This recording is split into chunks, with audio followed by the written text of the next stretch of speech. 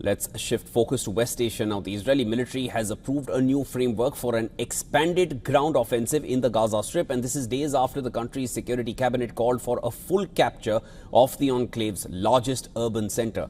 The IDF says that the campaign will continue until all hostages are freed and Hamas is dismantled. But on the ground, the situation remains dire, with Gaza's civilians paying the highest price. Explosions were heard in Gaza's Tal al-Hawa and Zaytun areas as airstrikes intensified. Hamas called the Israeli assault a scorched earth campaign and accused Israel of deliberately targeting civilian infrastructure and erasing neighborhoods. According to Gaza's civil defense agency, at least 75 Palestinians were killed on Wednesday alone. The death toll from Israel's offensive now exceeds 61,000, with the United Nations warning of a humanitarian collapse. 8 trucks were seen piled up at the Rafah border after being blocked by the new Israeli laws and inspections. In a joint letter, over 100 NGOs, including Oxfam and Doctors Without Borders, they accused Israel of weaponizing bureaucracy, citing over 60 rejected aid shipments in July. According to the Gaza Health Ministry, over 235 people, including more than 100 children, have died of starvation.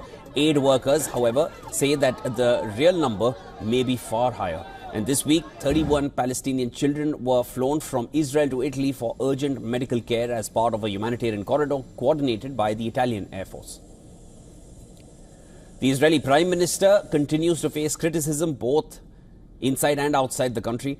Former Deputy Chief of Staff of the IDF, Matan Wilnai, said that the Israeli Prime Minister has forgotten about the hostages in this war and needs to remember the reason why this war began. Wilnai added that the real logic behind Netanyahu's decision may not be the well-being of the hostages.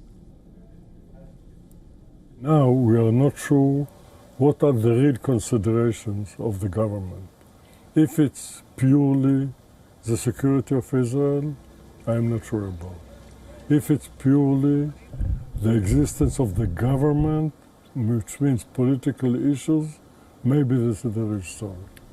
Amid growing uproar over his plan to expand military offensive into Gaza, Netanyahu attended a U.S. Independence Day event in Jerusalem. Along with him was U.S. Ambassador to Israel Mike Huckabee, as well as other Israeli government officials and business executives.